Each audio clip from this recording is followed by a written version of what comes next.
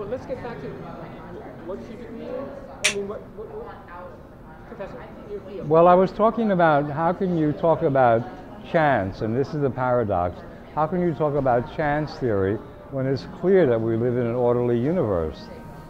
And the question must be along the lines of, is the order absolute? Is there such a thing as certain truth? Or are there only possibilities and probabilities where things can possibly appear with a certain degree of probability? And that will lead us to believe, if you're looking at it from a causality point of view, that is, things have been caused by other things in the past, then of course, oh my... I'm sorry, I spilled water. That's all right. Ready? Really? Now, the reality is, since you can never predict with certainty, that must mean the universe is ordered according to probabilities, which could not... Wait, you've got... What?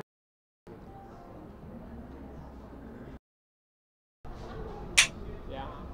The only way to think about the universe as being completely true, as if it were coming from the past, and you had all you needed is a computer big enough and you could figure out everything. But obviously, you know, common sense tells you you can't. So it must mean that we're going towards the future instead of coming from the past, and the universe is based, according to the law of non-identity, on numbers of things that are formed in groups rather than things that are identical, because this doesn't exist in reality.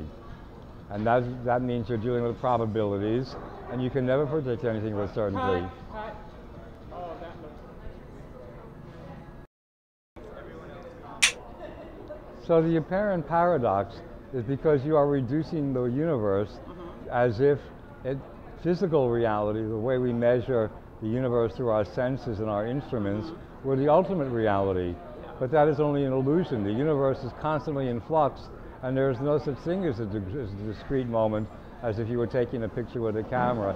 It is in motion, and it is always going towards things and away from things.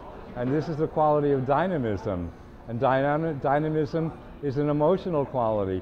The universe is essentially alive. And what is the most highest quality of life you can think of?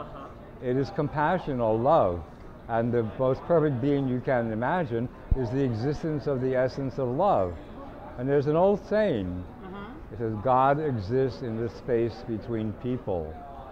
And that implies a trust. See, the fundamental universe, the fundamental number of the universe is not the number 1, but the number 2. 2 implies a relation of trust. In Chinese Taoist philosophy, the universe starts with yin and yang, 2, a relationship. 1 is only one of.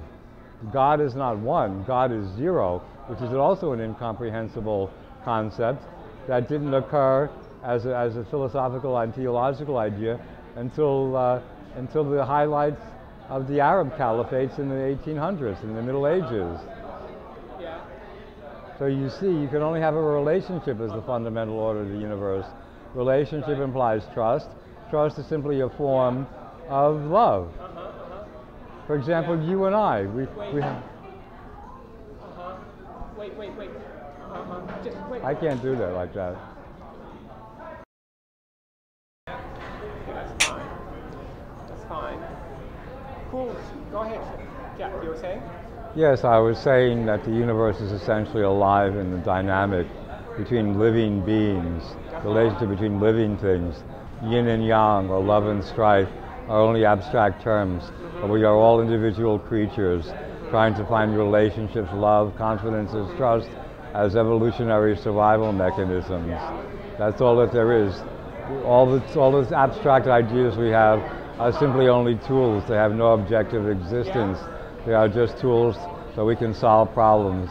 And the basic problem is how to find that partner, how to find that lover.